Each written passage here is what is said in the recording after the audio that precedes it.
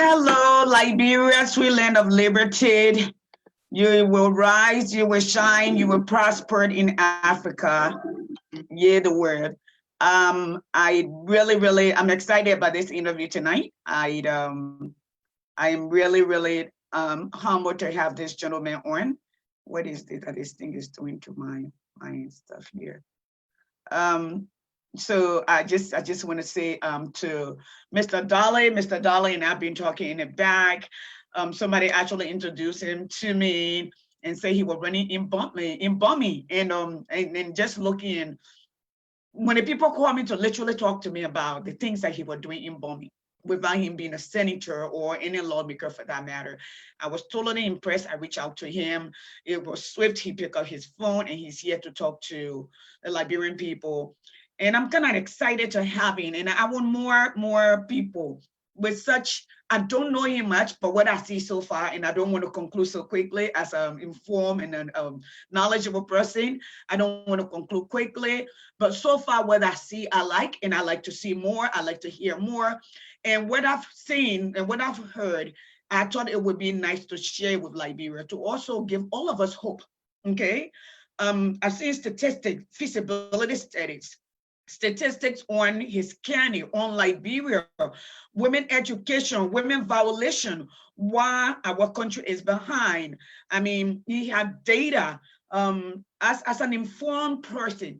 When you're talking to other people that inform, you want to find out what they're speaking to. Are they just speaking vaguely, or they're speaking to information that they already have? They have data or concrete information that they're speaking to and they're saying. So Mr. Dorley is here today to talk to us as a community. Folks, please share this video. The first hour we will have a conversation. He will tell us what he's doing, what he intends to do for Liberia, and from what spectrum does he come, who is he, who are his family, where he hails from. We already know if he's running for Bomi, obviously, but his very root as to why he's there, why now. A lot of people ask us, why now? And usually I tell people, why not now? Where is he coming from? Why now?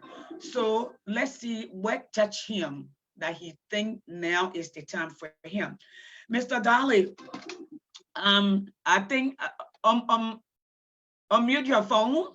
Yes, your laptop. There you go. I want to say thank you and welcome to Second Thought Africa. It's an honor to have you. Please greet the audience. People are already here watching. Please say hello and who you are. Greetings to my peace-loving people of Liberia, especially my lovely citizens of Bomi County. But as a whole, my people, my true friends, my brothers and sisters, all Liberians, I believe should tune in to see, listen to the direction we believe our country should take at this critical time. We're in a critical time in the history of our country, and it's very, very important. We'll step back a little bit and tend to assess and evaluate those who want to shoot us the platoon to lead us come 2020.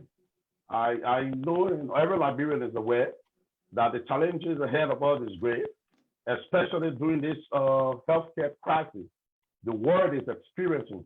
So we need leaders who have the vision, the know-how, the capacity to transform and inform our citizens on the direction in which to take at this critical time. But again, my name is Soko Adaman Dorley. I'm kind of been around for a long time now.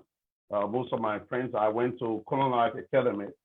I graduated from Colonial Academy and happened to be blessed to come to America at the time suffering from this grave sickness called TB. I had the opportunity to be blessed by someone who brought me to the United States of America. And I came and I got healed and I decided to further my education. I have a bachelor's degree in accounting from the College of Staten Island and a master's degree in taxation from Timpila College in Jersey City. I'm married with 13 children, I have my siblings both here and home. I have a 35 years old daughter home. I have some huge investment in Liberia. In fact, those who don't know, I've invested about 250,000 Liberian dollars into the Liberian economy under President Weah administration. Oh, wow. So we have done a lot. We have been there, but on a clandestine level, a very low level, because we wanted to assess and evaluate and choose our time. We think this is the best time for us to come in and give the people that we believe have been lacking in the country. We all float around with corruption. We hear and there and say corruption, nepotism. And I strongly never believe that corruption and nepotism is a problem in Liberia. I think one underlying factor that might be able to change the outlook of our country, and there's one word I believe that is absent, and that's why we have this deficit of in leadership and in some of our friends. We believe that one word is vision. Vision is absent from our country. You leave Liberia for 30 years or 50 years, and you come back home, everything remains the same, nothing changed. We don't let the venture, we don't let the try or experiment. And we who have been fortunate to live on this side of the world, know the experiment, the venture, and that has come to become innovative. So that one word, vision, is lacking. And as long as we continue to elect leaders based on what are the honest and not considering the vision level and approach to what changing the lives of our people, we will still be underdeveloped, and the society will still have this leadership deficit. But we are prepared. I have a team on the ground that is prepared, and we're going to use Bomi County as an example of how our country should go in that direction. And that direction, we believe, is a direction of vision. It is a direction that will change and transform the life of our people. We are people-oriented, vision-driven team that we're going to show to the people of Liberia. Thank you so much, Mr. Dorley. Let me ask you a question. I know we had a back and forth documentation, exchange, conversation. Now, you've been here for a while, but you just told us that during this time, we are administration, you invested over $200,000+ USD into Liberia. Okay. Let me say, if you're able, and this is the question I'll ask, my title today is The Road to Bomi, right? What is your quest? What are you trying to accomplish? What do you see in Bomi or you see in Liberia that you think needs to be fixed? You talk about vision, all right? What is your vision for Liberia? What is your vision for the people of Bomi County? In order to implement your vision in Liberia, especially in Bomi County, I will use Bomi County as a case study. We have a 4-point plan to be able to transform the life of our people. We're going to invest, we have started to invest a lot into education because you understand we have a large population of youth group in the country.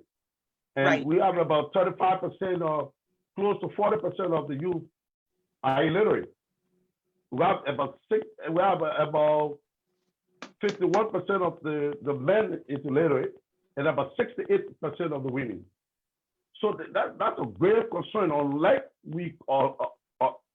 we correct that, we'll always start to experience this cultural underdevelopment, and the society will become underdeveloped because people will not be having a realistic chance to rationalize things and see things in the positive light. I'm not being too critical on those who did not have the opportunity to go to school, but I'm saying we who have the opportunity should be able to show them a direction. So education has been our primary factor in trying to carry out this vision we say we're going to present to the people of Liberia.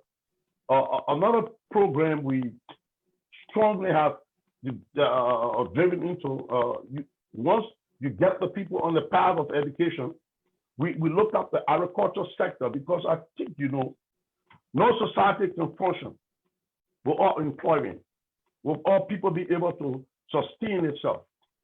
So we have invested a huge amount of money into agriculture.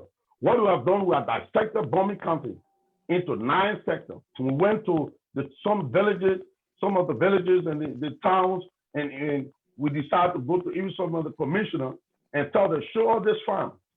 We want to be able to empower our community to cultivate the soil, to be able to change the life of our people. For them to, the farm are not owned by us. We just, because since we've been blessed on this side, God has blessed us, we decided to share the blessing with our people. And I told the people of Bomi County, and I'll make this commitment. I would not own a single farm in Bomi County until 30% of our people get other property. And the only way, except I invest hugely into human capacity and let us cultivate the soil, we will not, our team, in fact, I will make my team stand in a commitment bond for me and hold me to it.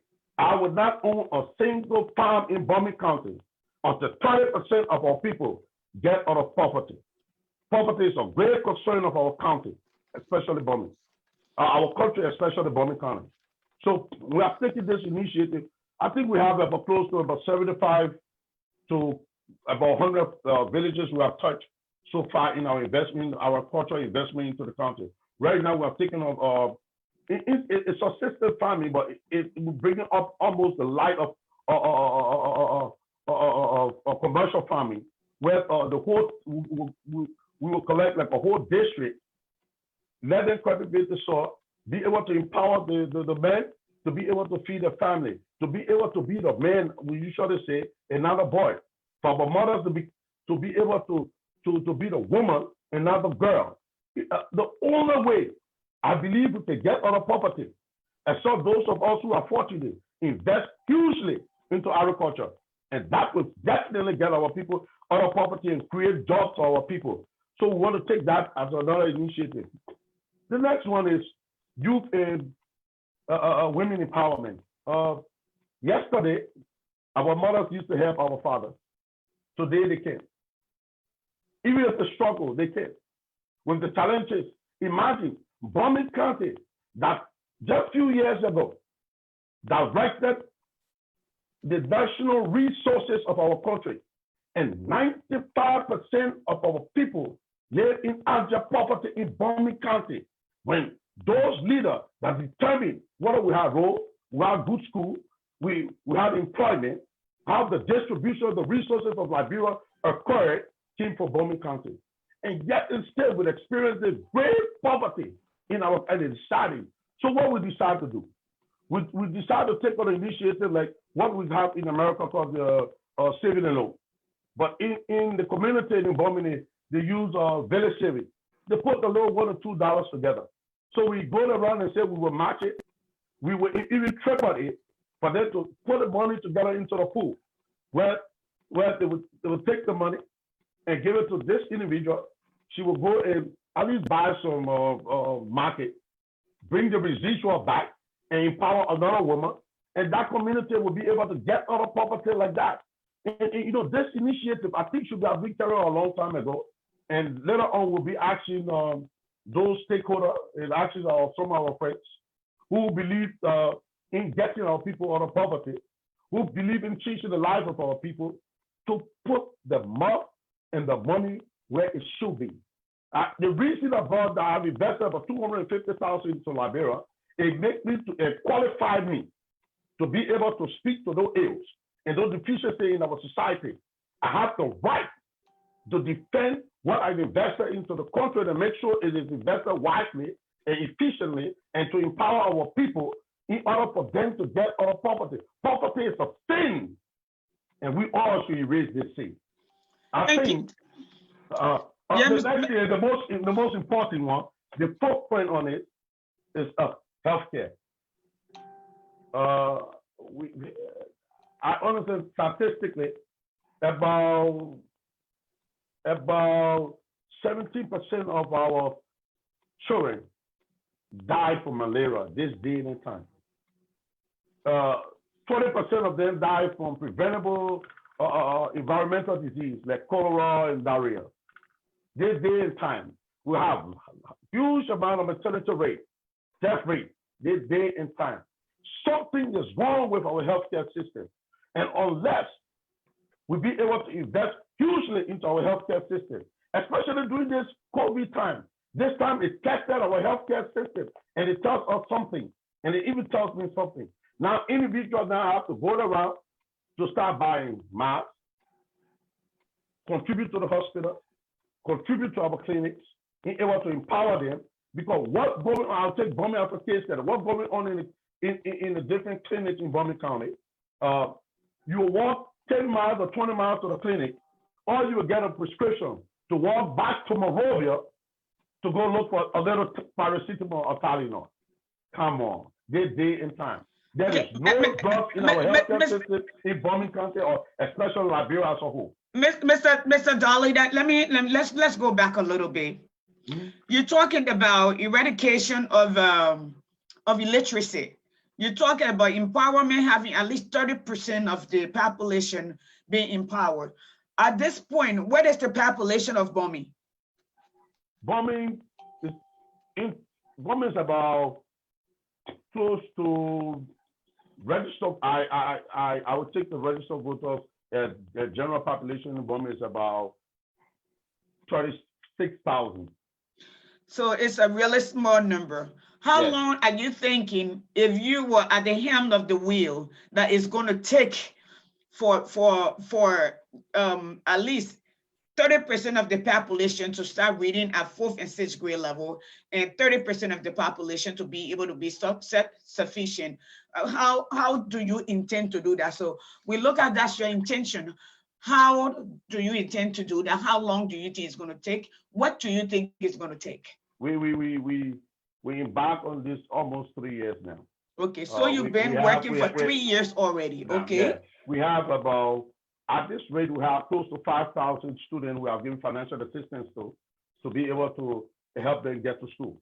You know, it's very surprising. We sit in America, we don't understand the existing reality on the ground. On the average, for a little child to enter 1st grade in Bomi County is about 2,000 Liberian dollars. If you go in a village in Bomi County, they can't even afford $100 before they can afford 2,000 to go to school. So 35% of that population will not go to school because the parents cannot afford to come up with that fee. That's why we'll be calling on some of our friends and those who have interest in Bomi County, and especially interest in eradicating or eliminating at least the level and the degree of illiteracy in our country, to join us. The evidence is there. After this program, we want me to float you with those schools. We have close to 5,000 students we have assisted, especially our concentration with, from 1st grade to 6th grade, to get those children in school. As long as we cannot eradicate illiteracy from that level, Bomi County will always be underdeveloped. The challenges in Bomi will be huge because people will not be able to understand the dynamic of the reality on the ground. Look, let me bring you one step. Let me say something. You and I in this country, if you put $20 million in someone's pocket and no child from that person enjoy what you have invested into that person, in fact, from the community from which you come from, a child cannot afford to go to school, and with the level of poverty in Bomi County, it's a shame, it's a disgrace, it's a sin, and it's terror. That's called economic terrorism. And that person is a terrorist. If they can't afford, they come from that town, and the child cannot, in fact, the child will have to walk about 10 to 20 miles to get to a school right in the middle, to get to the school, come where or die for that school, earn $20 million US that the people for that town have given him. It's a shame. Look, it's disturbing. And that's the reason that gave me the courage to get into this race, because we will not accept our people to live in this condition of abject poverty. It is totally unacceptable. Thank you, Mr. Dorley. Let me come back. You spoke on the registered voter, and I got more data when the population is around 84,000. I know you qualified it, so that's great. Now, and I have you here with you and I both back and forth what do you call it, conversation. Now, You said illiteracy rate among children. I don't know who is calling me. You can. I'm live. Okay. You said illiteracy rate amongst children and young remains very high at 68%, male 55%, female 81%. We believe that the reason Bomi is underdeveloped and backward is because most of the young people are not in school, and Bomi can only get better if there's a bridge being built to mend and transfer these lives. I think those are wonderful quotes from you. Now, let's get into education a little bit. Okay. Talk to me about, I know you say you've been working for 3 years already. Almost. How are lives changing? You've been around. What is the mindset? Is it shifting? You know, and I also heard when you say this is one of the reasons that you got into this race, which is, you know, to serve your people. And you spoke on hold on one second. Hello? Yes.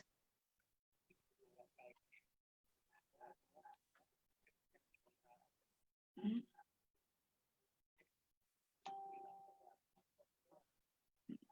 You know, it's Tuesday, I'm live. I'm live. It's Tuesday, I'm live. I have a guest. That's okay. That's okay. That's okay. Okay. Yeah. Normally I come right now, but I'm not. And we're having a great conversation. So just talk to us about that. You emphasize people being paying $20,000 a month, and the people that they're supposed to be serving. Okay. So since we're here, let's talk about the salary structure in Liberia. Do you think? Okay. We were still concerned about the education of our people in Bomi. Right. But it all intertwined. It all both intertwined, because you talk about the economy or the schooling, the education. You say it costs you $10 per child, US dollar, which is what? How many thousand? $2,000 per child. Okay. And that's what you told us. So we get that. So this is a country where for $10, a child cannot go to school. But a lawmaker from that particular area, and how many ever there are collecting between $15,000 to $20,000 a month. Just emphasize that a little. What you're going to do differently, then we'll come back to the school. What your thoughts are? What do you intend to do differently than the other people that are there now? You talk in terms of salary? In sense of salary, in sense of education, all the essentials and all the other props that they get. Let me approach the education first. Look, my team, my motto, my team that continue to push me to the wall and hold me to my feet, because I said Bomi deserves better. Look, we have taken a school in Bar Jacket, an elementary school attended by some of the so-called permanent citizens of Bomi County. We have transformed that school. If you went to Bar Jacket today and ask the people in the community, and ask the kids, they are more motivated, eager to go to school. We broke down the Colombo wall. We could classify it as prison and put in glass windows and transform the building and modernize that building. The children there are eager today to go to school. We went to the Great Town School in Clay that come from those, almost 95% of those who want to contest in this race come from that elementary school, right on the road. We transformed that school and we showed them a reflection of how our children deserve better. If you were to ask the children in that community today, they want to go to school now. And if you were to make assessment for the grade improvement level for each child in those two major communities I just called, you will notice those child grade will improve because the environment have improved, the learning conditions have improved. Look, beautification and creating the betterment of life to not only belong in the city, it also belongs in the interior. Our people in the interior deserve better. When someone learn and believe that the investment cannot be qualified for clay or bombing and take the investment of a rover in Mangidi because they don't believe they can create investment and commerce in bombing, that speaks volume. We should hold that person. $20 million is not small money. Nowhere in the world, $20 million is small money. If that person can take such a major result and take it to Mangidi and what nobody in his town can have the opportunity to get employed. He had a great opportunity that he misplaced to create employment for his people. Look, the idea of the $50,000 we always speak about.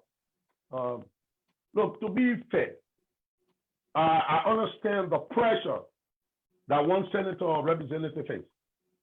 Because of the rate of poverty for the level of which they represent, the demand on them is high.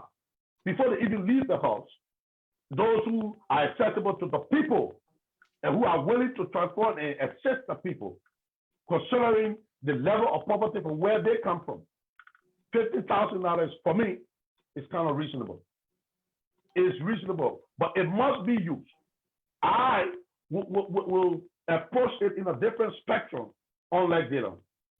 He took his own methodology, but I would do it. My own would be totally people oriented.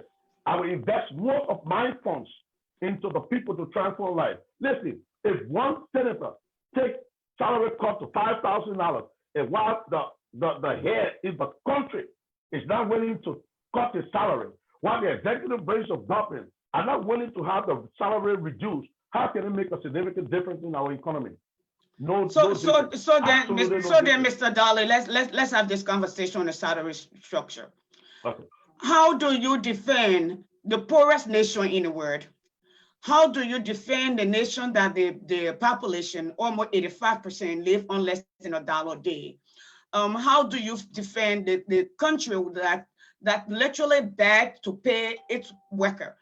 I don't know anywhere in the world where the government employee that the highest, the top of that particular department makes over 500 times than the lower person in the office. It is illegal. It is unethical and it's immoral. So let me ask, how do you think, okay, first of all, let's you say that's reasonable. Let's look at it from this angle.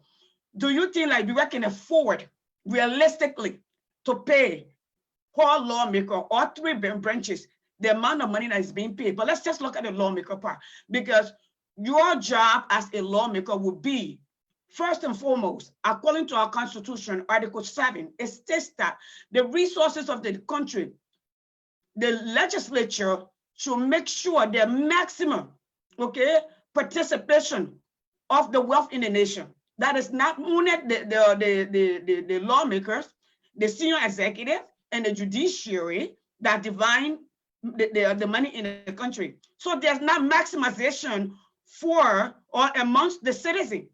You said that or $10 family cannot afford.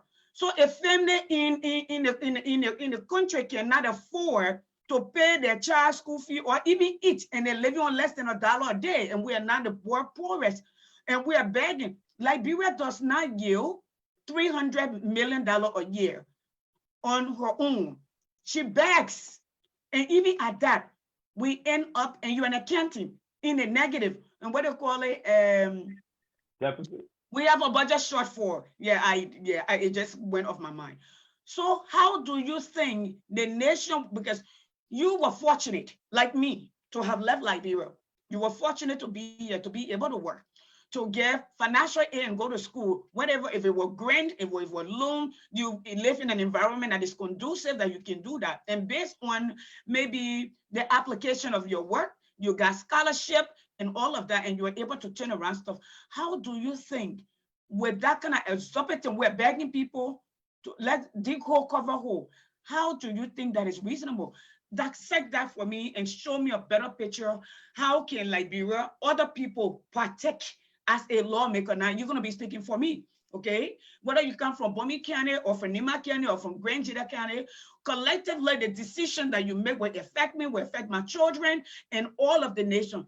You tell me, how can we grow our budget? that $15,000 or $20,000 is justifiable, because at this point it's not justifiable. I love what you're doing in Bomi, that you're supporting people, but as an advocate and as a mother and as a Liberian, I do not think it's justifiable. Give us a picture, you paint us a picture. How does that work? How would the nation rise from that?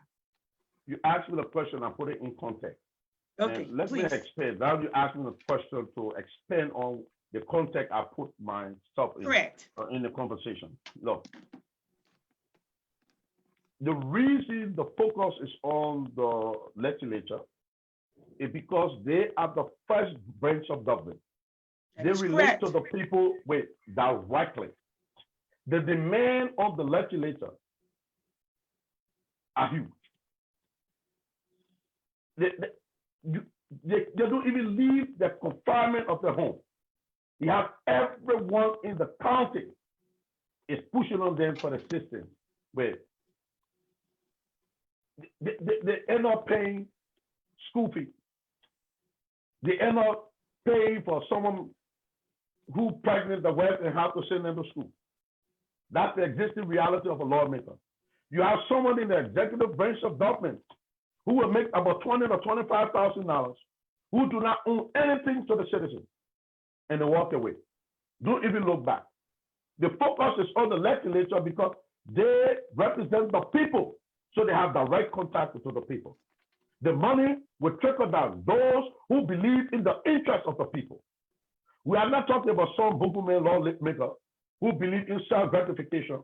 We are talking about lawmaker who want to relate and redeem and transform the life of his people. It is a challenging task with even that money. In a much as it's low huge, the executive branch of government owe nothing to the citizens. They walk in, they come in. Look at Bomi County. We have a minister. We have about 4 or 5 deputy ministers. They owe nothing to the community, and they make more money than even some of the legislature. But the legislature, every single day, he has to take up money from his pocket, or else someone will be telling him, I will not vote for you. Just imagine me. Someone wake me up in the morning and tell me if you can contribute to my wife, to my wedding, I will not vote for you, Mr. Dorley. I say, tell me how can I contribute to your wife, change your life. I'm into the changing life business. I'm not into self-personalized glory. A pay cut, then I think the legislature should start looking at themselves. Look at the first 5 in our country. Come on, making 2 million, 1 million, 1 point something million. The protest, the speaker making 1 point something million. Why Liberia rate today? I think you share that with me. As the poorest nation on planet Earth, a whole year, but GNI, we make about $701. It is a disgrace, it is a shame, but we must take this holistically, and not only the legislative branch of government, the legislative branch of government, those who serving the people. We talk about the people we are serving, not those Mickey Mouse we have in Bomi County. We talk about those who actually want to serve the people. That money will be a huge challenge for them if you cut their pay and not willing to cut the executive branch of government. So, Mr. Dorley, let's come back, and I'm glad we're having this conversation, because when we talked earlier, you say you like to come straight. You don't want anything that you need to know. So I'm going to come straight to you. Yes, I live in Georgia. It's the city of over 10 million people. My direct representative does not make $30,000. She makes about around between $30,000 a year. We have billions of dollars of budget in this place. In fact, if somebody is there, I love Google. I mean, Georgia budget. Let me pull you Georgia budget. Just my county is 1 million people. Let me tell you what our budget is. Gwinnett County budget. Okay, and I will tell you that right now. All right, what Gwinnett County budget is at this point. Now you're talking about Gwinnett GW. My finger is so big. I keep putting something high quality there. You're talking about the executive, okay? I'm more concerned about the first branch of government. Yes, the work of the first government. The first branch of government, because Liberia is a representative democracy, you directly represent us. You will be our voice. Now, You also set the salary of the nation. You actually direct the nation. So where we are as a nation was not based on the one person who is the chief executive. Unless when the chief executive came to the legislative, they agreed to rip off the nation. They have to, okay? The first branch of government is the most powerful branch of government in the state, in the country, because they make the law.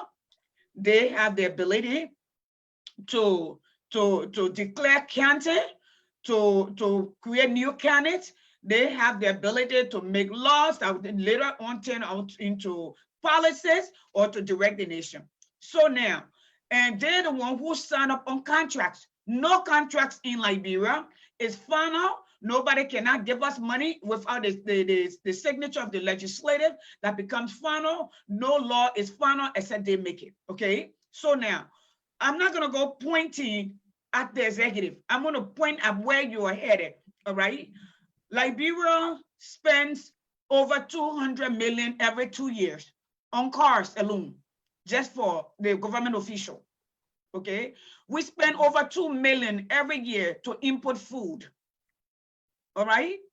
We, Liberian in the diaspora, saying over 5 million, it all comes and go out of the country. Let me come back again to you. In the greatest nation in the world, whether people believe it or not, America got lots of issues. We're going through plenty now. But yet you just spoke to me, you say, I was suffering from a disease, tuberculosis. My cousin actually died from that. She was on her way to the States and she didn't make it. It was too late, okay? But I praise God that you made it and you're here, you're giving back. Now, you were able to come to the States, all right? Now you live in America, you see, even the country that have trillions of dollar budget does not pay a lawmaker that way.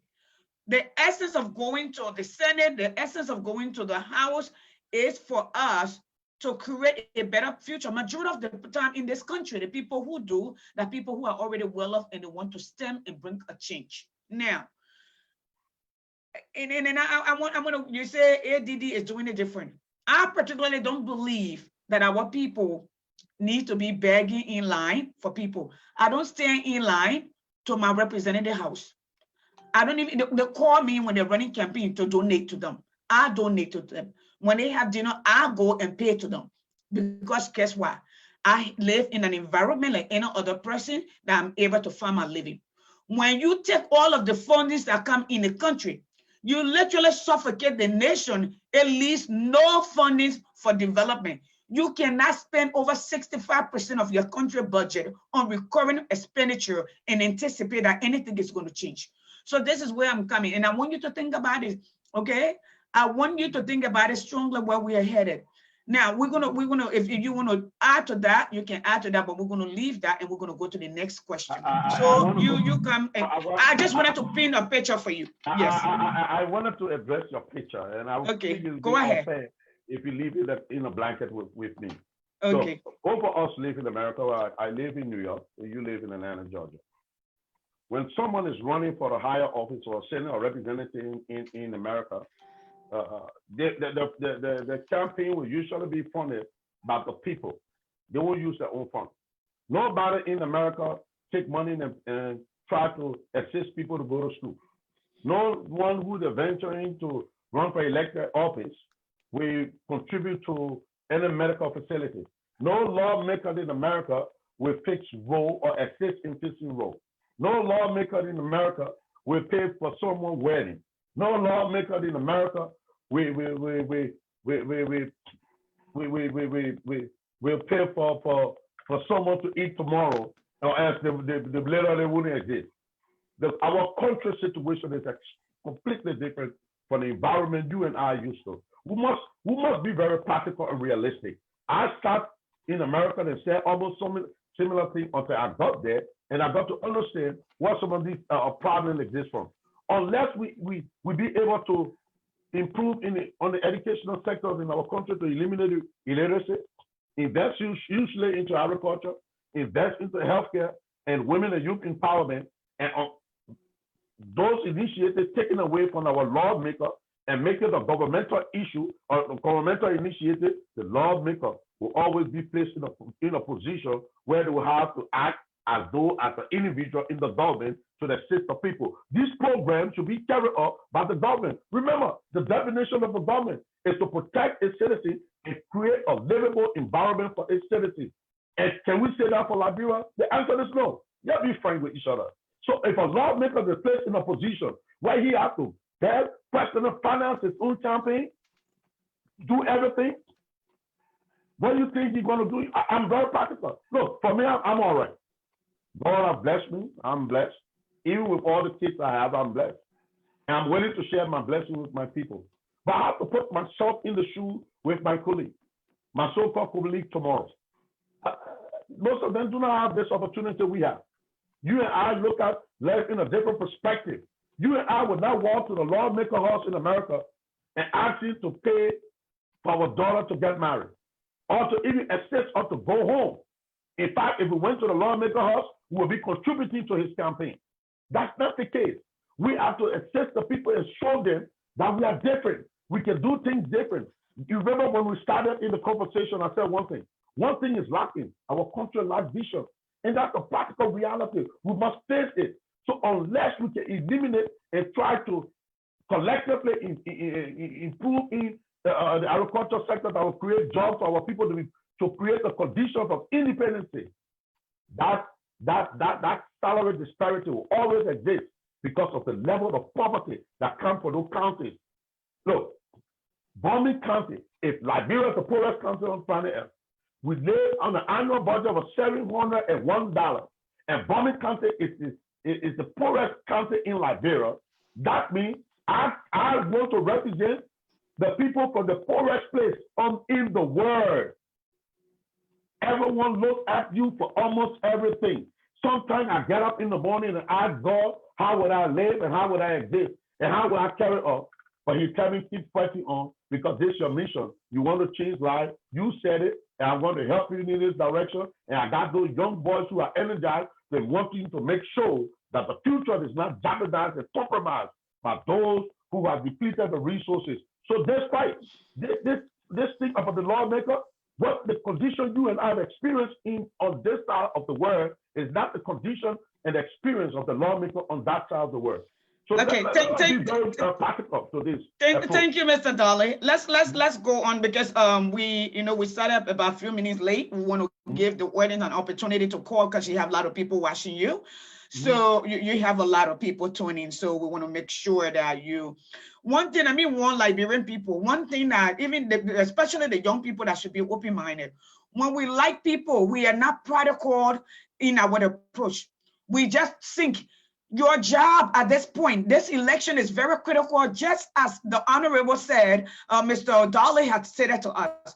It is very essential to your survivor, not because, make sure you listen, okay? How will your life change, okay? Those are the things, how will Mr. Dorley and the rest of the team, okay, create a budget for the Liberian people that is actually realistic to leave room for Liberia to develop, okay? In this country, in Georgia, we don't spend 30% of our income on recurrent expenditure. No, we don't, okay?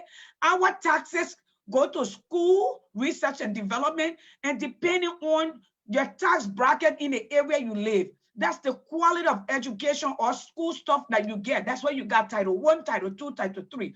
So I need you guys to listen and just start. Yes, Baku is strong. I don't get to do that. That's why I wanted to have a conversation with Mr. Dorley. Mr. Dorley, let me ask you. There is literally an epidemic going on in Liberia.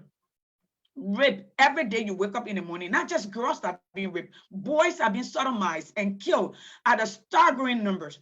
Where is your thought? What would you do differently if you were one of the lawmakers? What would you do?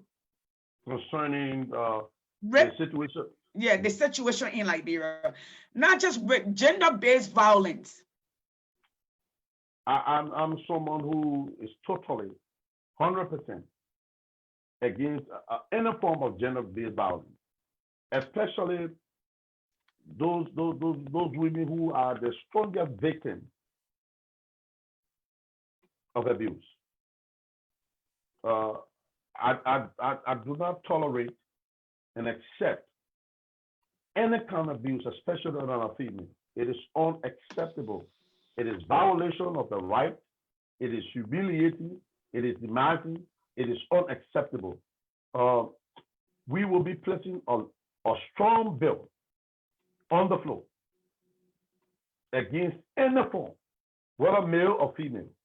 Because if a man is raped, he lost his dignity, he lost his humility, he lost his sense of reasoning, and he feels, I don't even know the word. It's a challenge for a man. For a woman, she's experienced it all through her life. She feels subdued. It is unacceptable. Women are our mothers. No one should violate a woman. No one should abuse a female. They're like a child next to God's heart. How can you abuse a child of God? It is unacceptable. We will be looking at different angles, especially abuse, especially against females, exists a lot in the interior, where the man would beat a woman. Again, it boils down to property. She wouldn't want to accept it. She will go home. Her parents will send her back because they can't even afford to feed themselves. So they'll send her to accept that abuse because they themselves living, wanting to survive. Unless we be able to eradicate the level of poverty in our country, the challenge to even minimize the abuse the way you want to see it, like in America, it will be very difficult because the difficulty is the economic reason. If a woman cannot sustain herself, how can she leave? Who will take her in for her to be able to feed her and her children? So that's the reason why I invest over $1 million Liberian dollars into women empowerment. Because if a woman is self-sufficient, she would not accept that abuse from that man. But unless we Liberians, especially women, or those who are also in the diaspora, can be able to collectively put our funds together to empower our mothers and make them a woman and not a girl, it will be that we can only talk it, but we must walk it. Unless we're able to walk it, that abuse will exist because of the level of poverty in our country. Look, I'm a realist, and I approach things realistically. Thank you. Okay, Mr. Dollar, let me go. You talk on gender-based violence. Women sucking it up because they're poor. Then let's go back to women who have been violently taken, raped. Little girls, 9 years old, being raped and sodomized. Baby as young as 3 years old. 21-year-old, 16-year-old walking the street, grabbed and raped. These are all legislative issues, right? These are the law and order issues. So the law and order starts from the House of the Legislative, going to the executive for enforcement and day-to-day affairs management, and the judiciary. So I'm asking you, what will you do? What will you put on the table to protect women, not those who, not just the gender-based violence? You talk about that. I'm talking about rape, where women are grabbed in the daytime, little girls are grabbed, babies are grabbed, and they're violently taken. Some are killed, and then they go to jail for 2 days, and then they come out. What will you do differently? What kind of legislature will you come up with, okay, for us to know that you stand with the women? I commend you for what you're doing in Bomi County, educating the population, but you can educate me, but if I'm already broken, psychologically, I'm not a full human. I can never be a full person because emotionally, I would never get it together because humans are built on trust. And when the trust is not there, how do we mend that? What will you do? What mechanism will you put in place? And how will you put that in place? Because it comes back again to fundings and you not be able to stand up, the parent. So how are you going to do that? It's a serious challenge in our country. I know we have laws on the book to protect women in Liberia. In fact, we have one of the strong feminist presidents. Don't forget, our country produced the first female in Africa. That means we at least tolerable in terms of gender-based equality. what we need to do is to put programs in place and implement those programs. Not only putting the law on the book, but it must be implemented. One thing I would do, and I will encourage the government to do, is to start doing, is to employ a social service department at every institution in the country, every school, from elementary to college level. Because you understand, you just said I was 9 years old, I was 16 years old, you just gave it back and back, even 3 years old. So unless we be able to counsel the kids who experience such a condition and be able to place them in homes where they can be protected and counseled, those laws to protect them can only sit on the book, but must be implemented.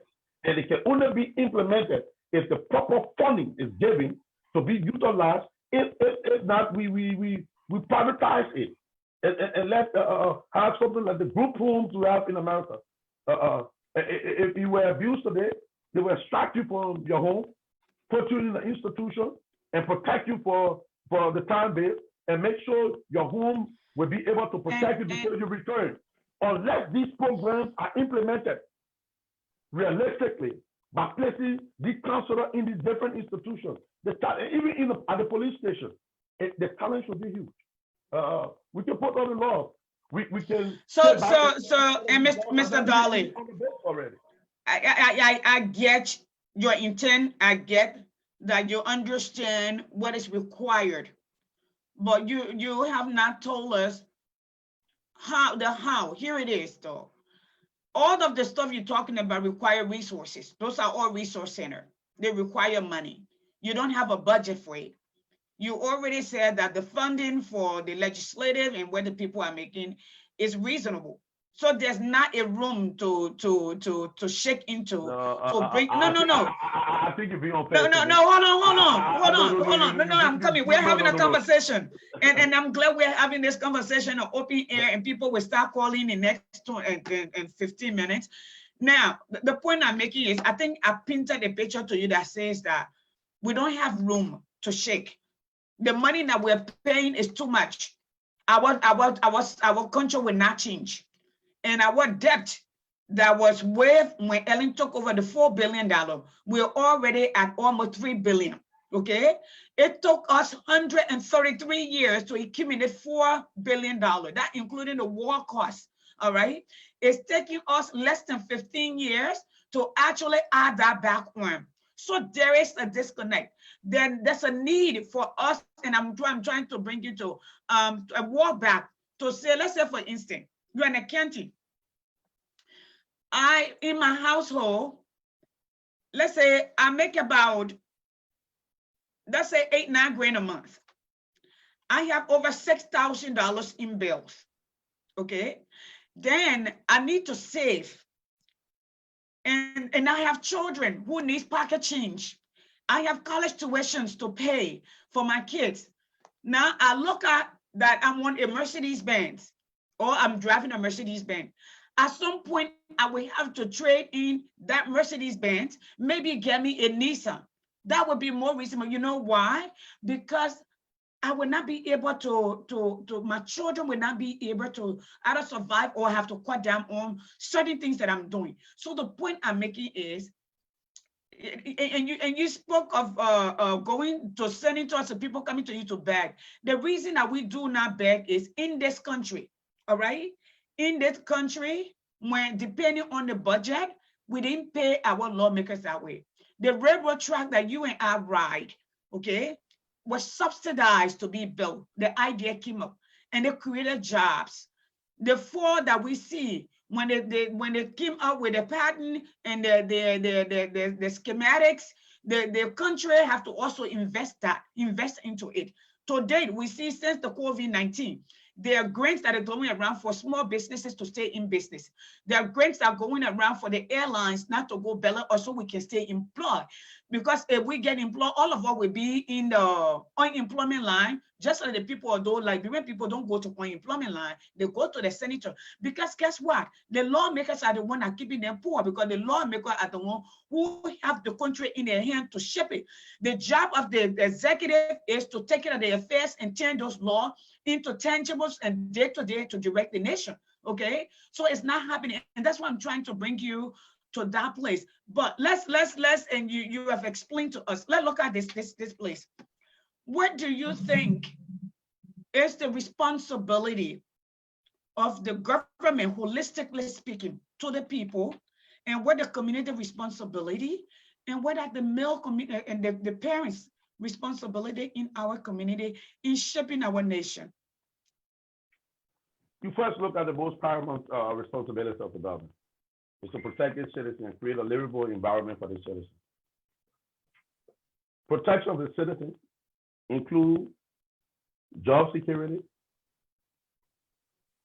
health security, food security, education security, and the condition created by the government in which one can survive. The responsibility of the people is to make sure they maintain the peace. They love each other and love the country as they love themselves.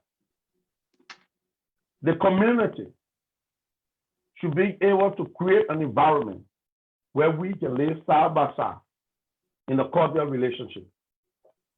If we love each other and we love our country, we will do things to clean our community and make sure our environment are protected. Unless these conditions exist, the challenge in Liberia, it is difficult. Look, if we do not create sanitation conditions for our people in the street, for example, in bars and restaurants and somewhere outside where you have portable toilets, where someone can use the feces or urinate, how do you expect a man who is jammed to go somewhere to pee? How do you expect? We don't even have a rest room if you are traveling from Monrovia to Buchanan. You don't have a rest spot where you can go there and ease yourself. Again, I go back to what I said when I started. Liberia is lacking one word, and it's not corruption nor nepotism. It is vision. Unless we can put our ideas, those of us who have fortune to see things on this side of the world, be willing to carry those things we saw back home and make it materialize and say it can't happen yet. No, it can happen. And I demand that what we learned, what we experienced here, we can take it home. We can take the positive side of America and help to transform the life of our people and see if they will follow. And I can tell you, they will. They will adore it, they will appreciate it, and they will welcome it. So unless we can do it too, so every one of us own this responsibility, the government, the people, the community. Let Hillary Clinton said, it takes a village to raise a child. We are in this village, and it takes all of us collectively to raise this child. And that's Liberia. That's Mr. Dorley. What's your thought on the current leadership? What would you say if you were asked to grade the current leadership? Let's look at corruption. Let's look at security. Let's look at foreign relations. What's your thought on that? Corruption. Our president said from day one, his number one priority is to get rid of corruption in Liberia. On day number 3, our president said, we all are interrelated. It is difficult to eliminate corruption.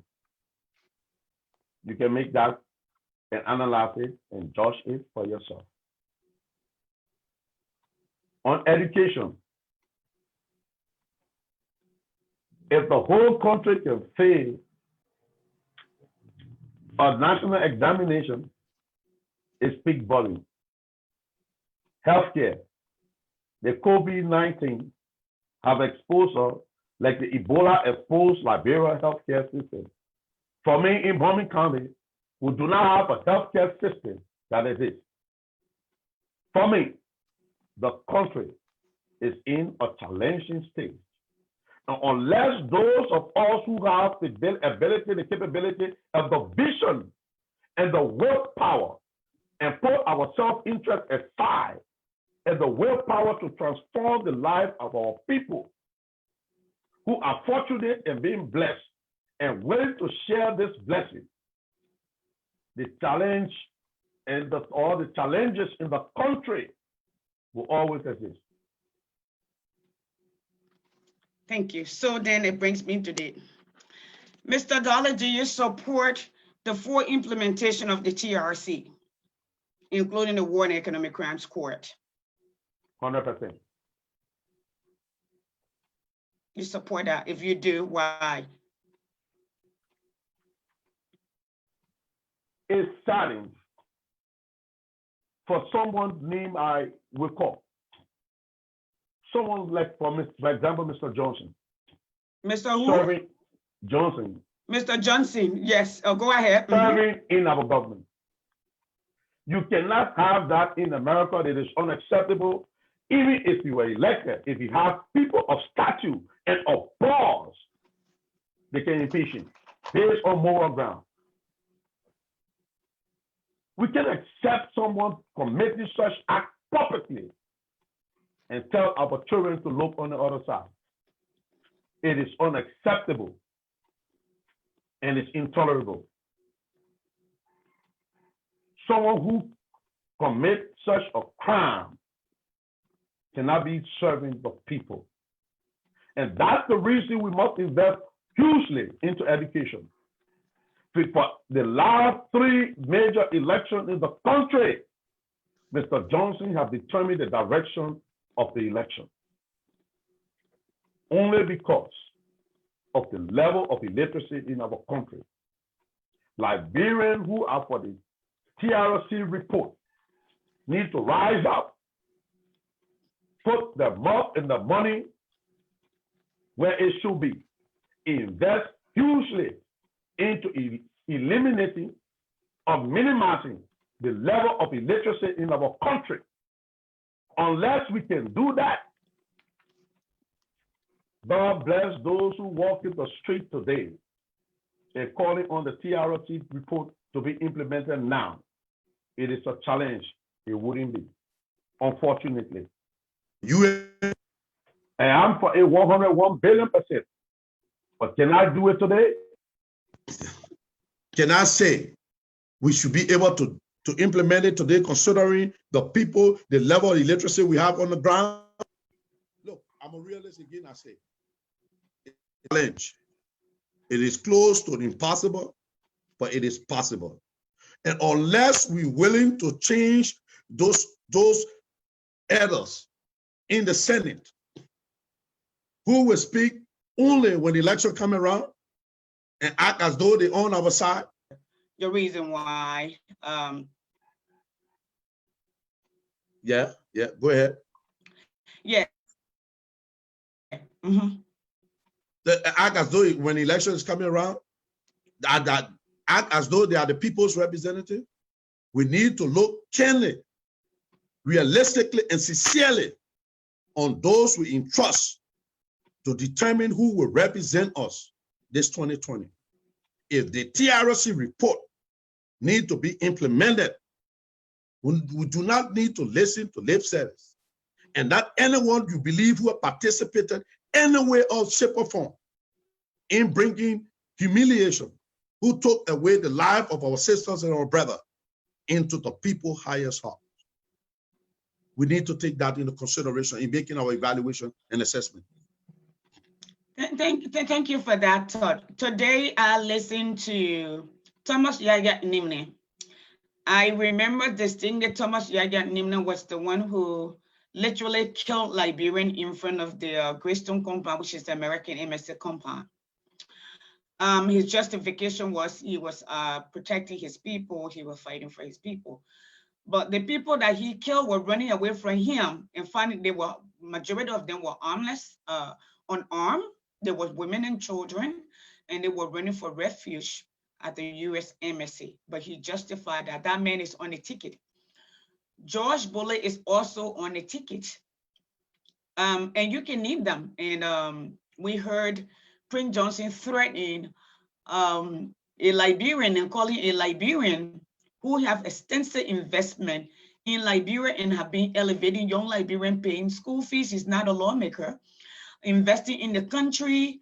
And we're calling him alien only because he lives in America like you and I, between America and Liberia, came here when the war, the second phase of the war. You're covering your camera, Mr. Dorley. Yeah, don't worry. Okay, so if you need me to move it, I can. No, go ahead. Okay, so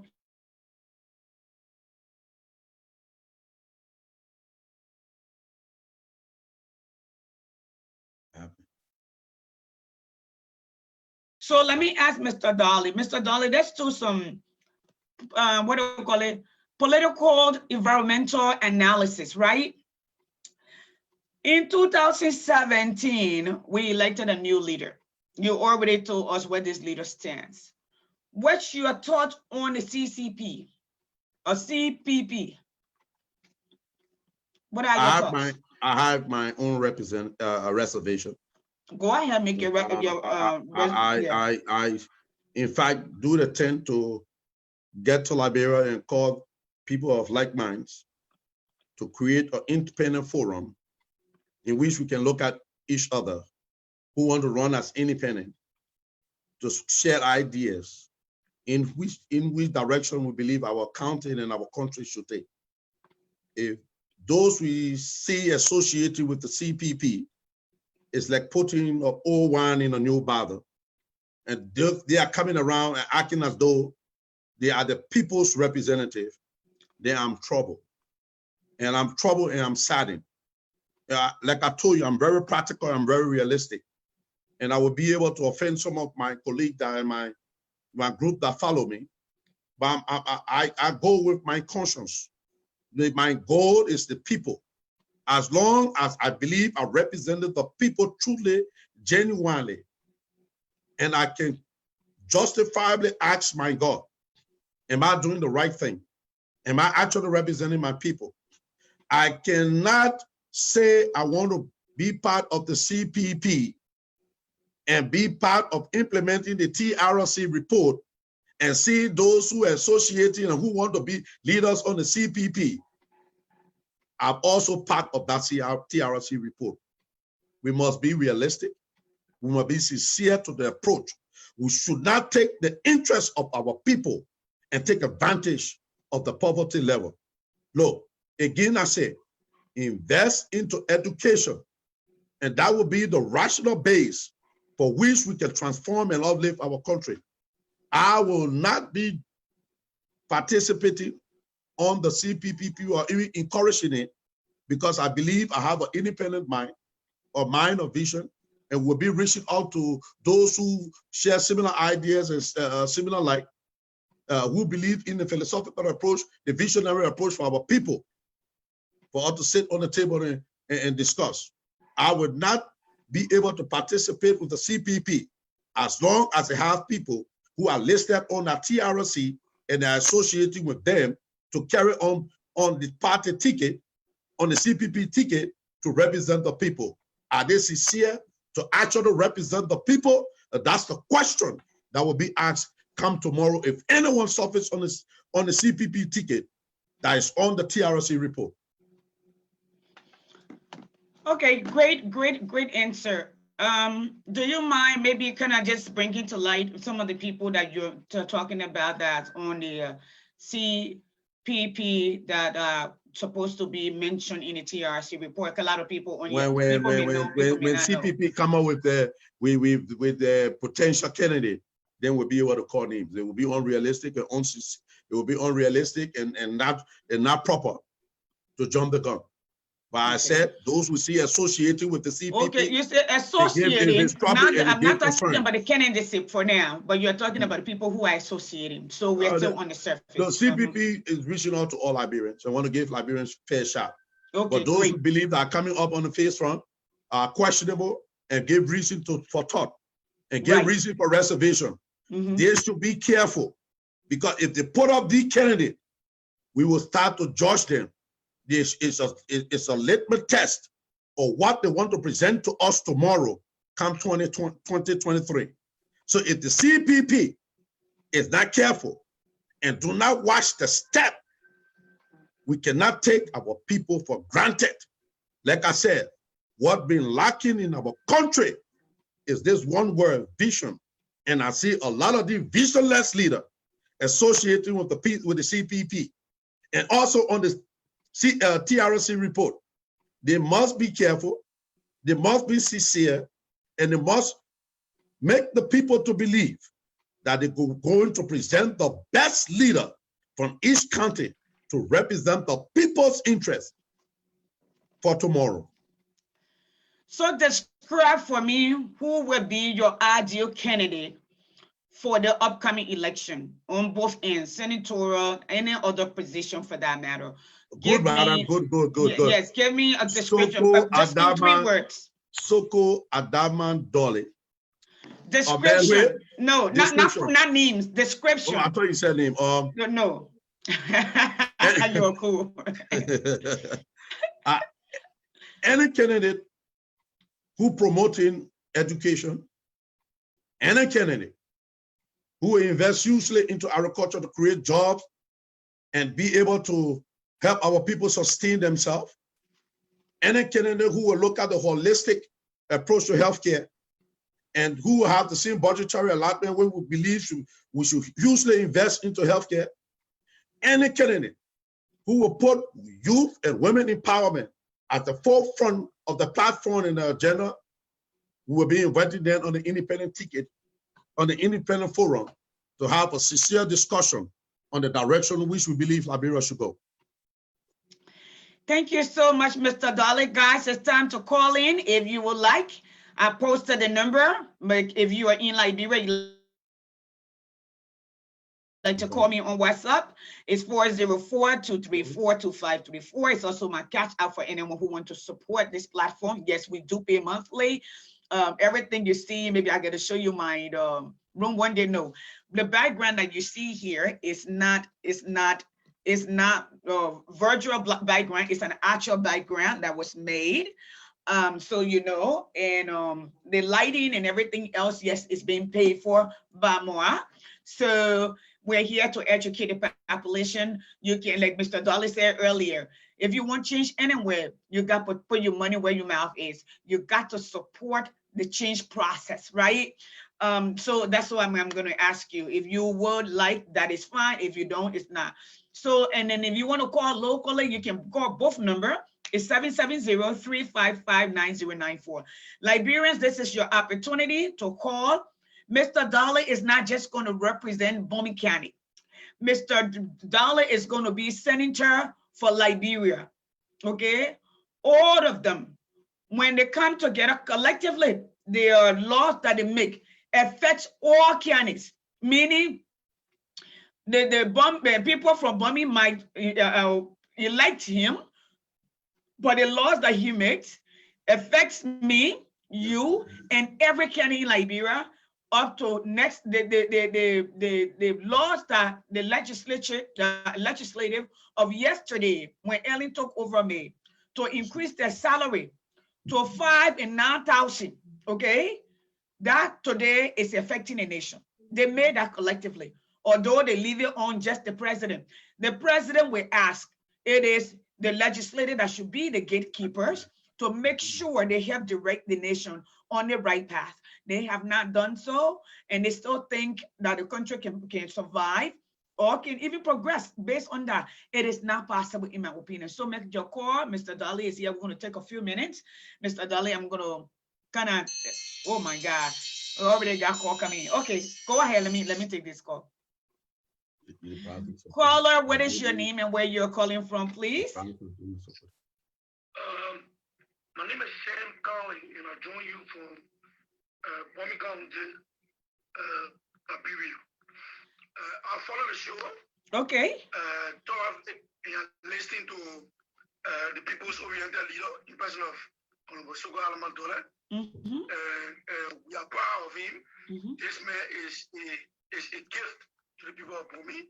We believe in his vision and those developmental plans that he has prepared towards alleviating the people of Bomi County, and we saw him as a man who will redeem our country from the kind of serious embarrassment and the kind of backwardness we have encountered as a people. Like in Reverend said, we from the Dorley scam, we have counted our developmental vision into 4 pillars. And those 4 pillars, you may mention of them, which include education, youth and women empowerment, the health sector, including agriculture. So each one of these sectors for Bomi County, those are things that he critically observed, and those are things that he has pinpointed, and he knows that those are things that have led to the backwardness of our country. So he has taught for us that he only ideas, and only the challenges, develop an idea in tackling them, and that's why we have derived our 4 pillars. And we are not just stopping there. Those are long-term sustainable initiatives that this government dealer has developed. And we are going to make sure that yes, indeed, that we continue to do for our people. We continue to provide for them in helping to improve and alleviate our people on the abject poverty, where our senators, our current leaders of Bomi County have involved them. In their minds, they feel that they are the only people who can redeem Bomi. In fact, those are things that we are not wanted. We are not wanted even investors. We are not wanted thought that we could have seen a man in person of Honorable Dorley. We are not wanted thought of that. Having now with the kind of vision that he brings to the development of Bomi. Go ahead and finish your thought. I got more people holding on, so I can take the other call. Get your final thought, sir. Yes, so to conclude, we're looking forward to Honorable Dorley becoming the next senator of Bomi County. We are clear about that. We the people, that's the reason why we the people, we have called ourselves a couple of months ago, in order to go and petition him and be able to represent the Senate. Thank you so much. Thank you so much, sir, for calling. He's calling from Liberia. Caller, what is your name and where are you calling from, please? Caller 6934, where are you calling from, please, and your name? My name is Maya Wonderful, and I'm calling from Houston, Texas. Myers, go ahead. What is your question? What is your comment? I have a question for Mr. Dorley. Yep. And my question is, if elected as a senator, what would he do differently from that of those that are already there and corrupting the Liberian government?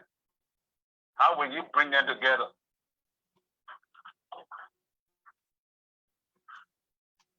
Mr. Dorley, did you hear that question?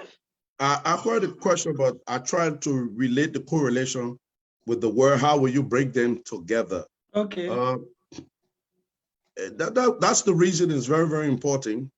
Those who express interest in contesting the senatorial seat for Bomi County have already represented the people. Some of them have been accused. Some of them have been caught on tape, making some request that is inappropriate and improper. We come with clean sheet. We come with our ideas, our vision already presented to the people of Bomi County. We say this: our primary goal to help to lead our people will be on day one, and in fact from now, to declare our asset. So anything we accumulate after we become senators should be on the record. Everyone who intend, express interest on considering running for the seat of a Senate in the country should come out openly and declare the asset. No court should force us to declare our asset. We should do it and be sincere to that approach. The people should hold us to our word. The upper house is the hub of people of high esteem, people who actually dare to represent the people. People who have been around for a while, have accumulated the wealth. They cannot be easily bought just by $5,000 or $2,000 or $2,000. We can also understand what happened during the cabinet Jenny impeachment trial. He was removed, and we had some senators who didn't even consider voting, but took some envelope on the ground. I don't see the reason why I should be able to take anything on the ground if it does not represent the interests of our people. The people's interest will be at the forefront of the term where I help to lead our county. So you can rest assured, I'm willing to give you and declare my asset today as we embark on this endeavor to help lead our people. Thank you so much, sir. That was Mr. Dorley's answer. Guys, keep the question coming. Okay, thank you so much, sir. All right. So as we wait for, I'm going to play this song while we wait for more call to come in. A gentleman made this song dedicated to Liberian women. I like to ask one question before I do this, Mr. Dorley. Mr. Dorley, in the last 12 years, we signed about 64 construction contracts.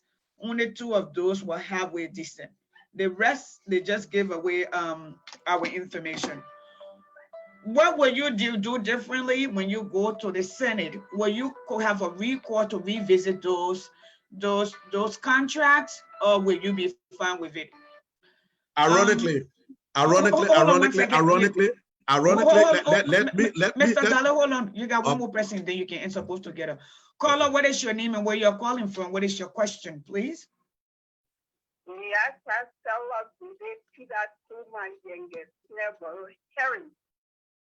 Miss, okay. Go ahead, Miss Herring. I'm aware. I'm aware. Okay, so Mr. Dorley, I am interested in education, as you well know, because knowledge is power, and the key is through education, and that is my mantra.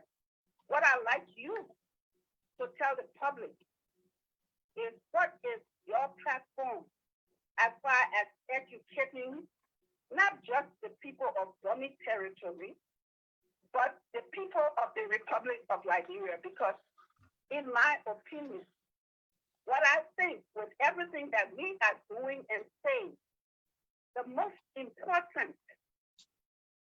reason for which is where we are is the lack of education.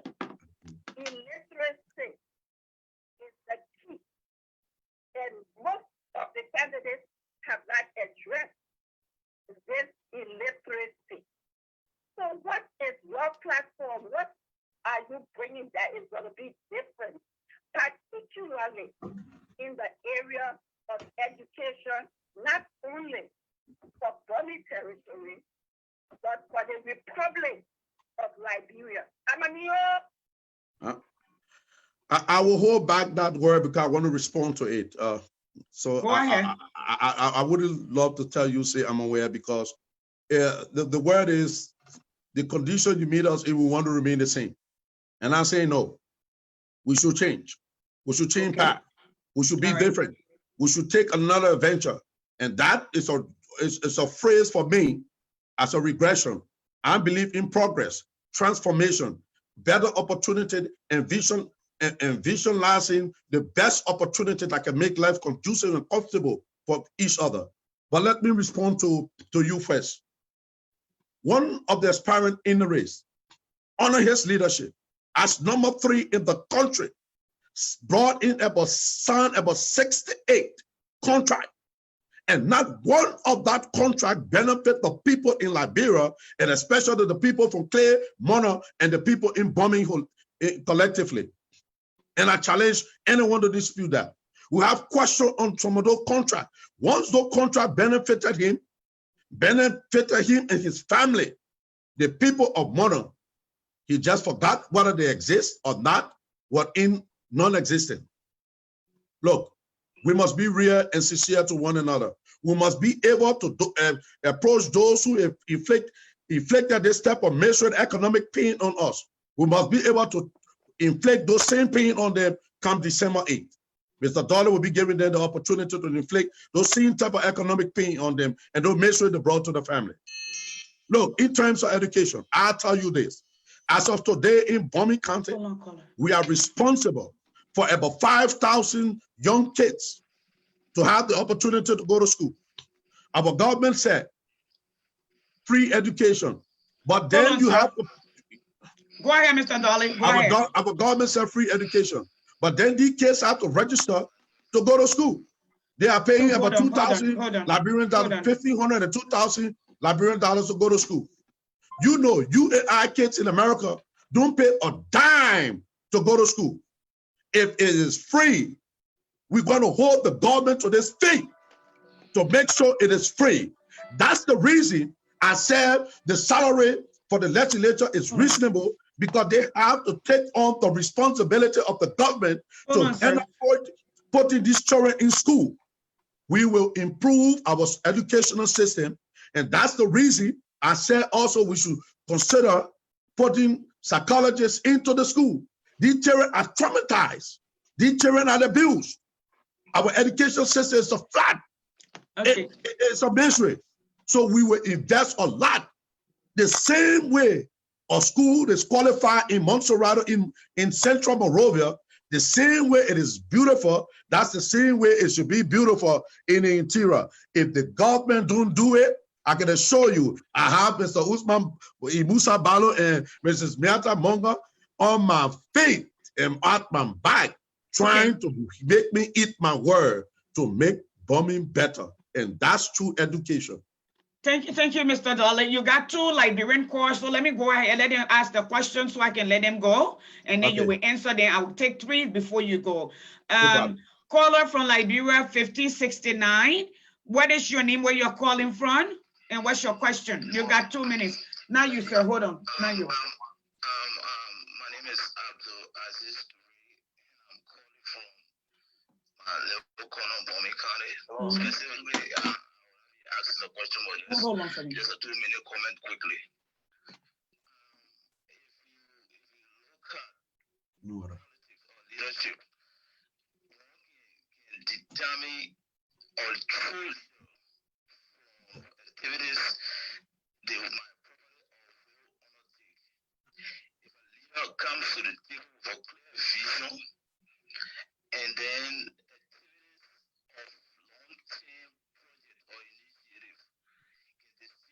that particular leader from those leaders we have been praising all the time. If you look at activities, let's look at the issue of modernization of schools. These are long-term initiatives.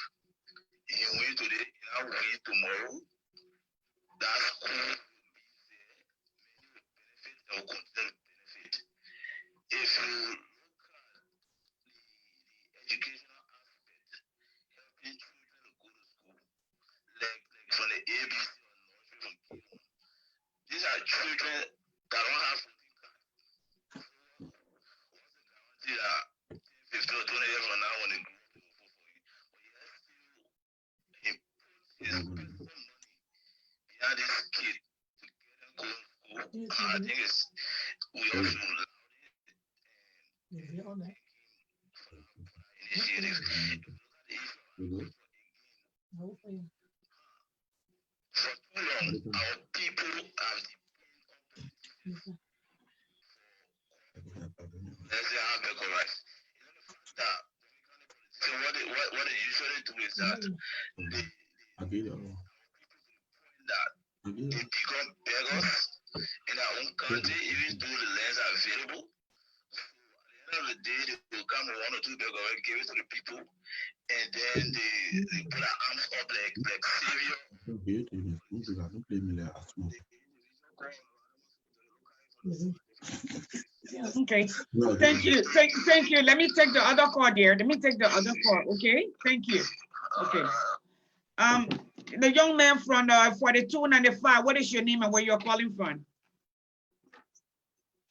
Hello, ma'am. My name is Daniel Jay-Z Manan. I call you from Soko, Bomi County. Let me use this time opportunity to help them with the Soko Dorley. Okay. For his fast attendance and his engagement into bombing.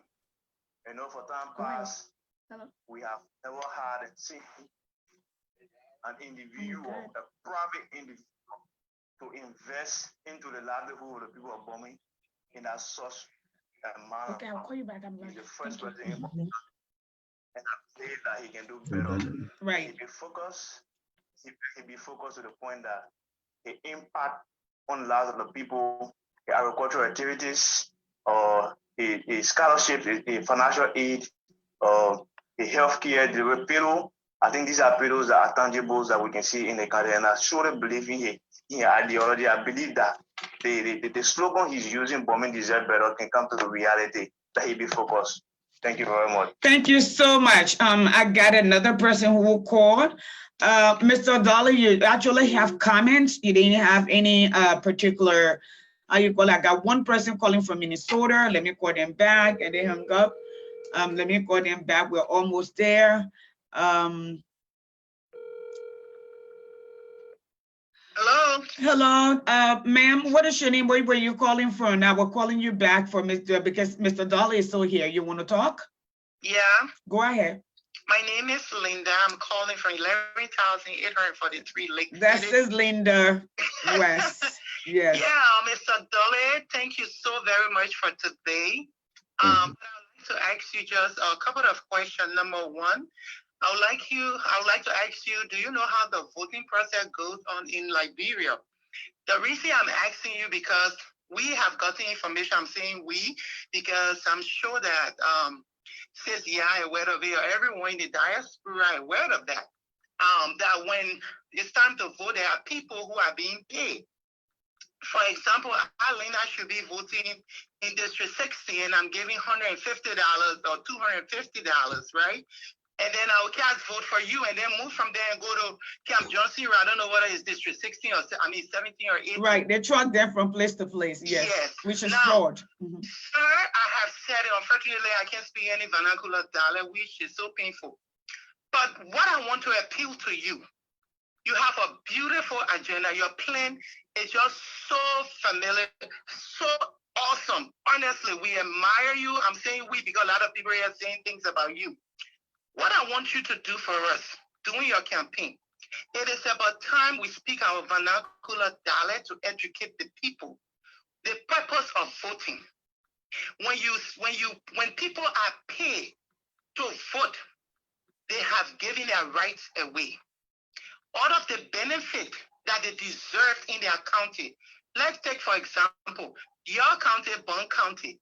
I'm talking about the whole Liberia, the entire county, but let me just take Bon County. Bomi. The resources they have, the resources, the gold, the diamond, these are things lawmakers put into place, how they will benefit from there. Healthcare, food. Look, in this country, dog goes to hospital. We all know that, right? Yeah. Dog, animal have surgery, right? Yep. I just spoke to a guy who got in touch with me, said his mother died from high blood pressure.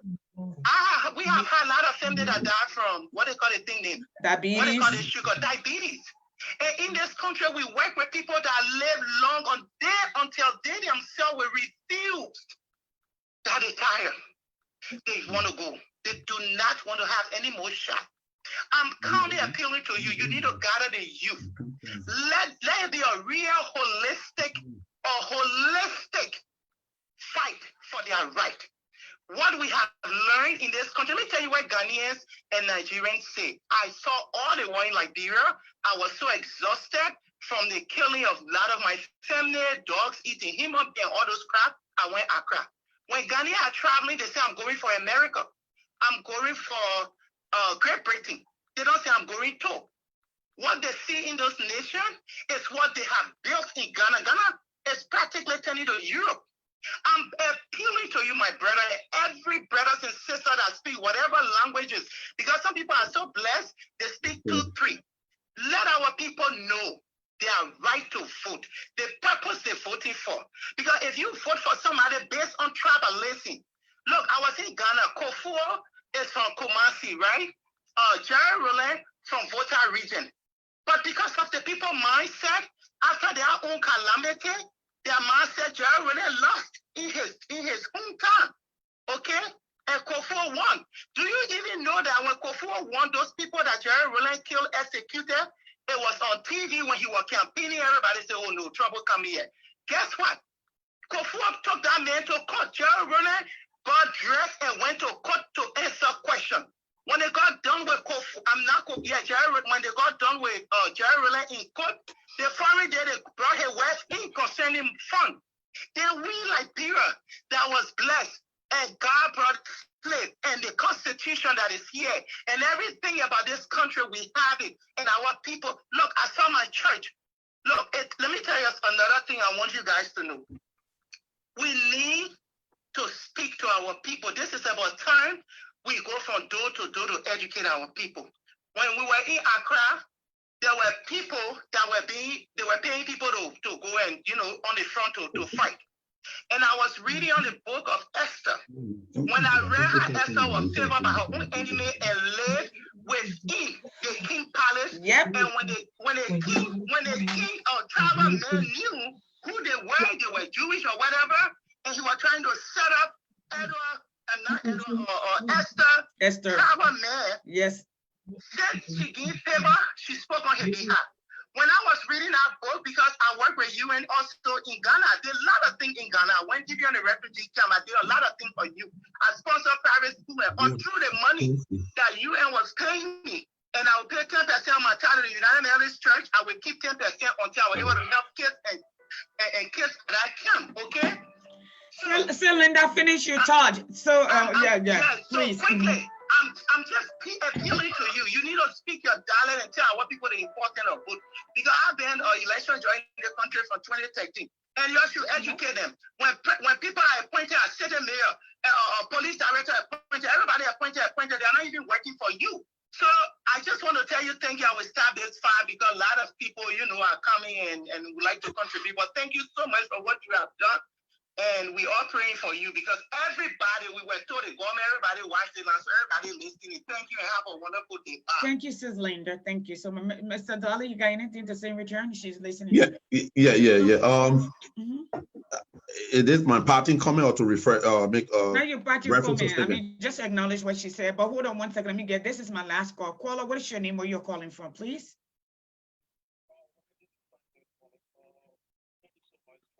Okay, hold on one second. Here is Franklin. Yeah, go ahead, Franklin. Yep. Yeah, thank you for taking my call on the show. And to your listening audience and also your guests in the studio, welcome and to clarify some things in the country. Like the host clearly stated, when you are elected in Bomi, as a senator, you won't be serving Bomi alone, but Liberia at large. So so many times we have folks that come on here on these very shows to make all these talking points, okay? Mm-hmm. And we are just tired of listening to politicians that will come because of their own interest, or people that are taking higher office to come and make all the statement, make it look good, and give for key points. And then when they get over there at the Capitol Hill, they tend to do their own thing. So my question to Mr. Dorley is this, okay? What will you do for the people of Bomi in the first 100 days? If so, what are the strategies to achieve that goal? Secondly, people tend to go to the Capitol Hill and play all the big shots when they get there and forget about people. Are you willing to adapt the Darren DeLong doctrine to bring the lights on in the Capitol Hill? I'll stop that far. Thank you so much. You can go ahead and answer those. I'll give you one answer to this. Okay. We have the Soko Dorley full-point plan to transform the life of our people. I'll be willing to implement the Dorley full-point plan that will replicate to Liberia as a whole and have the significant impact on the life of our people. We have people of vision. we will be willing to carry the vision to the country for them to see Liberia in a different light, in a different outlook, for us to believe in the people, that our people, Liberian, deserve better. So that to his question. I'm Mr. Dorley, I'm not going to change. Nothing going to make me change. And I will tell you this, if a woman disappoints you or disappointed you, and you divorce that woman, and you get married and you keep looking at the new wife or next eye, she get tired after a while because you keep putting her under pressure. I committed no sin in the people of Liberia, especially the people of Bomi County. Therefore, they have no right to look at me in an extreme left eye. They should give me a chance. I believe everyone should be given a chance. God gave all of us. As long as we are among the living, we can't get tired. We must hope and dream and believe that Liberia can get better. One day, that leader we dream of will come by. We must make this glorious opportunity as to elect such a person with such a vision, with the full participation of the citizenry in implementing this vision for our people. Let us not look at them with this keen eye. We committed no sin. So I cannot explain. Those who committed sin should be able to explain their side of the story. I know I can stand and hold the Bible. I committed no sin in Bomi County. The only sin I committed is to invest into education. The only sin we committed is to invest into youth and women empowerment. The only sin we committed is to invest into agriculture. The only sin we committed is to have a different and realistic approach to healthcare. Thank you, Mr. Dorley. Franklin, you have follow-up question. You got 1 minute. I got to take one more call and that's it. Yeah, go ahead. Thank you so much. Okay, Mr. Dorley, thank you for your lengthy explanations. And I want you to understand that the recordings and things, when you guys come on these shows, we keep those records. We are all for change in Liberia, and the young folks are willing to hold you guys accountable. So, I mean, I don't know you, but I follow you a little while and see your record and see what you're doing for me. But we're going to hold you guys accountable. When you get over there, you should know that things that you sit here and say have been recorded, and we're going to keep it and use it. Thank you. Good luck, and we are looking up to you to go there and make that thing. Put a like song with Darren DeLon so that it shine more. Thank you. Thank you. I would be putting the vision on in Bomi County and in Liberia. All right. Yes. This is our last call, and you can do your closing statement. Caller, what is your name and where were you calling from, please? My name is Antoinette, and I'm calling from New Jersey. Anthony, welcome. Antoinette, welcome to Second Thought. What is your thought? Well, I see you have Mr. Dorley on, and only one question I want to ask Mr. Dorley. Go ahead. And that question is, what is the difference he is going to present to the people of Bomi than the previous guy or than the guy that is there now? Mr. Dorley, that's the question for Antoinette. What are you what different are you gonna present to the people of Bomi County than the guy that is there now? I think it's a glaring fact that the difference is already being implemented. We are investing hugely into education. Education is one of our pillar and primary objective in eradicating poverty into our country, into our country, especially Bomi. We're going to invest a lot into agriculture to make our fathers, our uncles, and our brother a man and not a boy. We're going to invest into youth and women empowerment to make our mother a woman and not a girl. We're going to change the dynamic and approach in the healthcare system. We're going to make sure the 26 clinics we have around in Bomi County will have drugs and wouldn't be an empty building. Because what we consider the building, those drugs, those edifices in the 26 area in Bomi County are all empty. They are empty clinic. So they're non-existent. Because if you have to walk there and only get a prescription and no drugs to feed the people or cater to the need of the people, those buildings are empty. The only hospital in Bomi County, which is in Topmanburg, I consider it an empty hospital. If that hospital, you need to buy fuel in order for operation to be committed on you, then that hospital is empty. So we're going to make sure those building that is empty get filled with drugs and the necessary equipment those building will have. And the difference, the major difference between those people who are aspiring and those people who are there today is my name is Soko Adaman Dorley, and that's the difference. Thank you, Mr. Dorley. Thank you so much, Antoinette, and thank you for calling in. Mr. Dorley, go ahead. What's your parting comments to the people? I'm still gonna say this to you. Maybe you need to go and look at the numbers. It is not feasible where we are as a nation to pay any lawmaker $5,000 and above. It's just not. Our people will continue to beg. They're going to be at your door, and they will be at the door because you say you're bringing vision. The vision for the people, for me, is not for them to continue to beg. It's not for you to pay their school fees. It's not paying their school fees is being a good Samaritan. It's charity. No nation, absolutely no nation have ever thrived on handout. It's not going to happen. I think we heard President Nana Addo told us the other day, we beg literally. We don't accumulate or we don't bring home over 300 million a year. We spend over 300 million a year on salary alone in Liberia per se. That's why I'm saying that's the perimeter. So the likelihood that we are going to change, that the people will not come and stay in line at your door, the likelihood that they're not going to come and ask for wedding money to have their wedding is not possible. So I think it's something that you need to look at. But I want to say thank you for being here. I wouldn't allow that to pass. Huh? I wouldn't allow that to hold me. I wouldn't allow that. No. I'm giving the opportunity to go ahead and state your final thought and then speak to the people. I want to address that before I give my final thought. Go ahead. I wouldn't allow that to pass because I said it under the context on which you asked. The question in collaboration, in conformity with the three branches of government. Correct. And considering the responsibility the legislature have to the constituent and to the general population, especially for where they represent. And that under that context, I was expressing my view.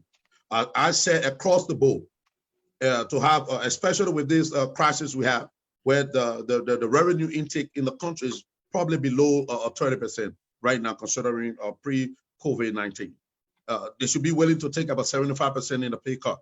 But under the context in which you asked me, and I still hold my ground, that the people's representative have more responsibility to the people based on the level of poverty, unless we create a condition for life to change, for people to feel comfortable, and unless government is able to implement its responsibility to protect its citizens and provide a livable condition for these people, then the legislature are in a bound.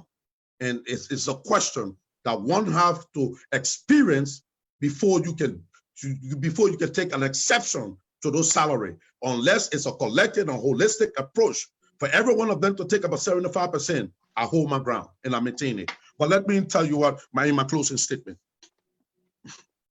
My people of Bomi County have just experienced the pandemic I've experienced, everyone experiencing in the world. We have been clear for about 3 months now. We have 3 cases of coronavirus in our town. It is time that we put politics aside.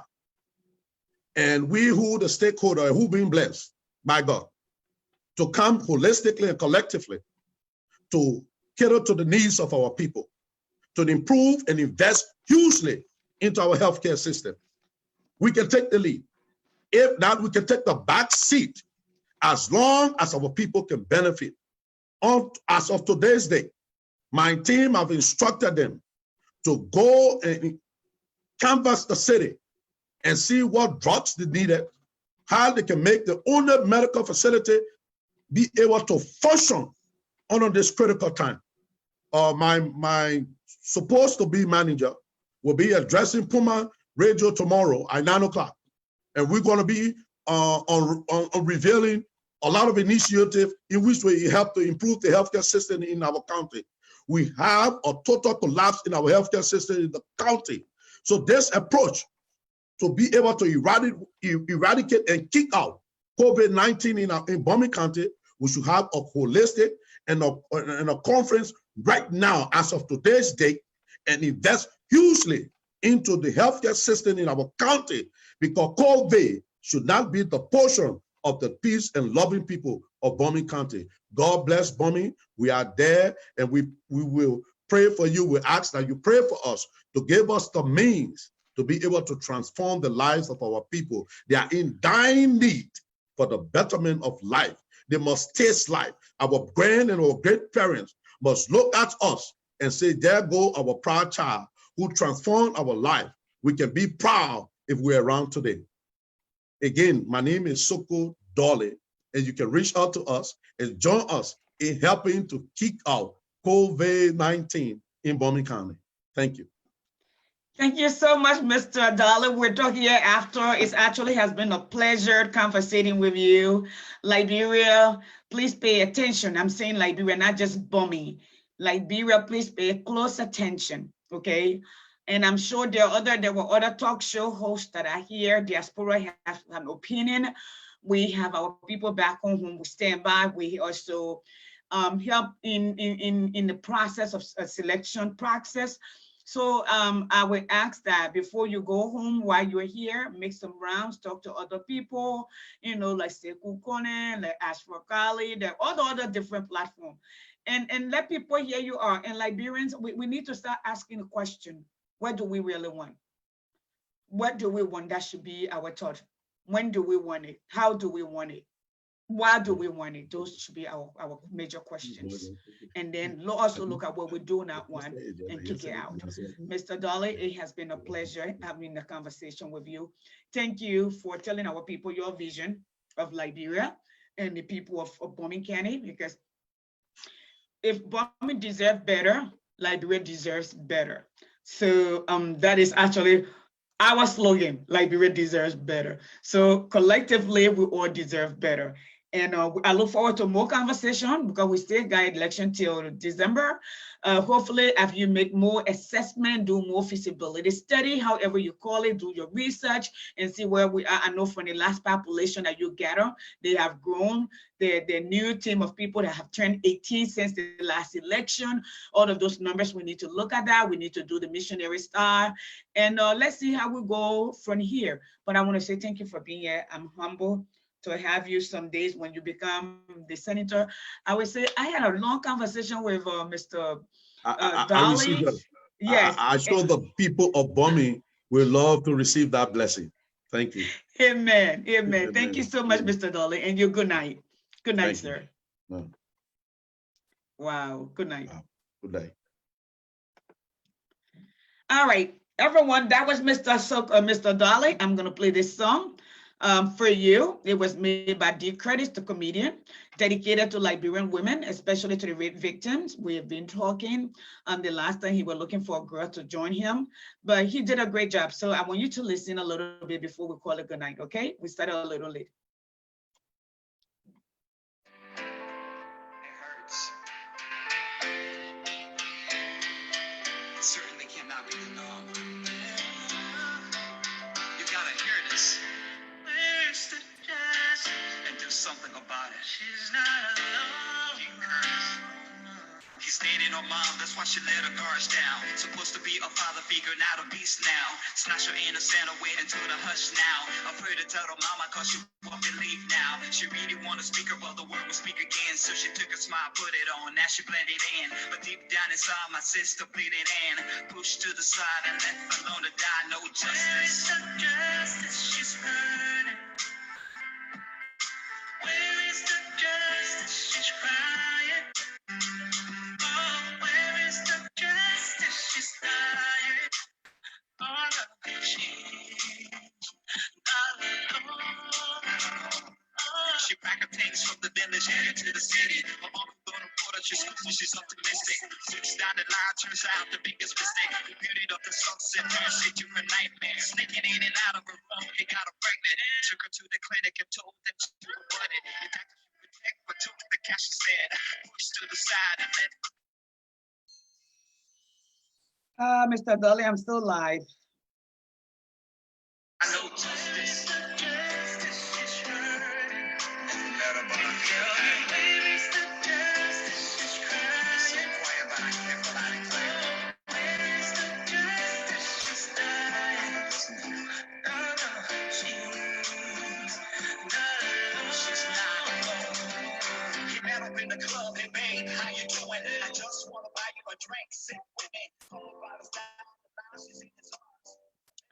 It will be on my page. What is the justice? Not only is she dying, she's dead. Where is the justice? Talk about Odette Sherman, talk about Linda Sherman, talk about, wow. Talk about Lemon, talk about Jackie Anderson, Vivian Ray. And the thing it make it very difficult for you to even follow up with the kids that they've killed and continue to kill. Yesterday we talk about Veronica Logan, Fatu Tupa, Justina, Yasa Colley, Lapu Brown, Francis Nangbe, Odell Sherman, Leamon Flomo, Faith Zoya, all of these young ladies. And there are more to them, ripped and killed in cold blood. Where is the justice? Today we see Belvina fighting for her name, fighting for her sanity, while women are wearing t-shirts to celebrate a man who we know to be a molester, child molester, molesting the children in a school that he teaches at. He's in a position of power. No teacher, absolutely no teacher, should be sleeping with little girls on their campus. No teacher should be involved with students on campus. No boss should be forcing herself on other people, even at their job. That said, I want to say thank you. Thank you for tuning in. Mr. Dorley, thank you for being our guest tonight. My name is Yasini Martin Peye. I am a wife, I'm a daughter, I'm a mother, I am a grandmother. I'm even a granddaughter, yes I am. I am an advocate for women and children. As you're about to go to sleep tonight, in my area, my kids are still up. Many Liberian children will go to bed without food tonight. Today we will declare the poorest nation in the world. But if you look around you, Sierra Leone, Ghana, they all pay. We pay our lawmakers more than them. Tanzania have, I think it is some more $58 billion in budget. They don't pay the president how much we pay our president. This is my thought. Liberia will not develop. We can develop on credits, on deco cover hole, on bagging with no vision. Yes, we can invest into agriculture. We can ship some out of the country, but we also need to be able to make other things to create jobs. We have to be able to feed ourselves. We have to be able to protect our young, to protect our women, protect our children, that they're not walking up and down the street, that they are not be violated. Remember the children of Liberia. Remember the women of Liberia. Remember the future of Liberia. That said, again, I'm Yasindi Martin Beye, and I'm a patriot. Thank you. Good night. Good night, everyone.